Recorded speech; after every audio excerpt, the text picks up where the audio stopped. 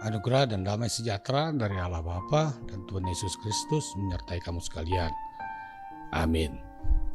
Saudara ini kasih Tuhan, di suatu daerah ada dikenal dengan istilah lubuk larangan. Di tempat itu ada ikan-ikan yang tidak boleh diambil atau dipancing sebelum waktunya dibuka.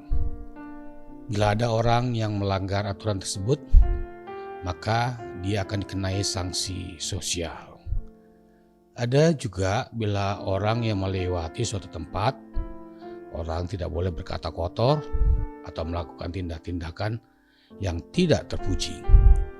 Bila ada yang melakukan itu akan berakibat orang tersebut tersesat dan bahkan dapat kesurupan.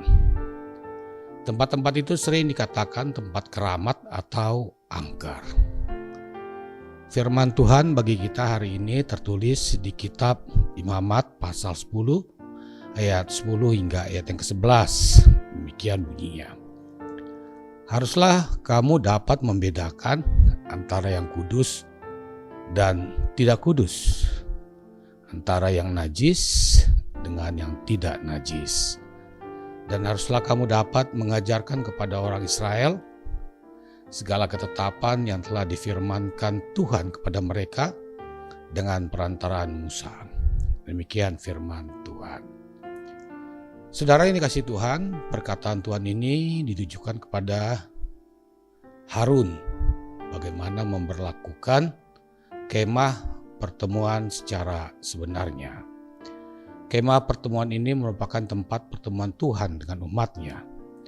Itu sebabnya tidak boleh sembarangan orang melakukan tindakan-tindakan yang bercelah. Aturan ini ingin mengajarkan kepada bangsa Israel agar mengetahui di mana tempat yang kudus dan yang tidak kudus, tempat yang najis dan yang tidak najis. Apa perilaku yang patut dan tidak patut dilakukan di tempat yang kudus. Saudara ini kasih Tuhan, mungkin ada orang yang datang ke gereja dan bertemu dengan temannya saat hendak beribadah, dia bergosip ria.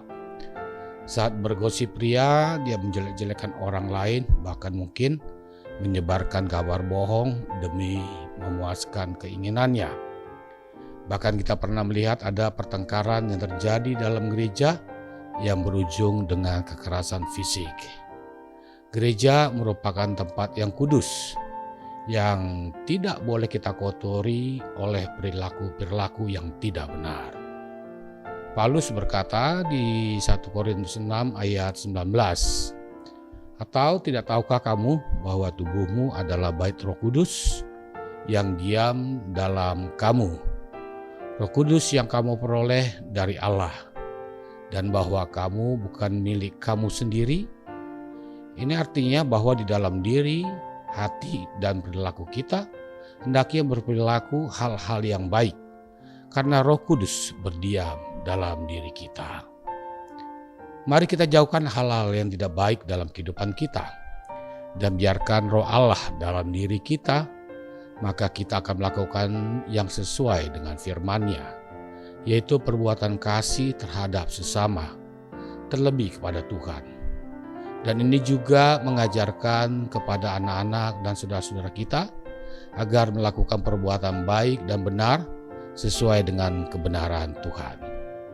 Tuhan memberkati. Amin.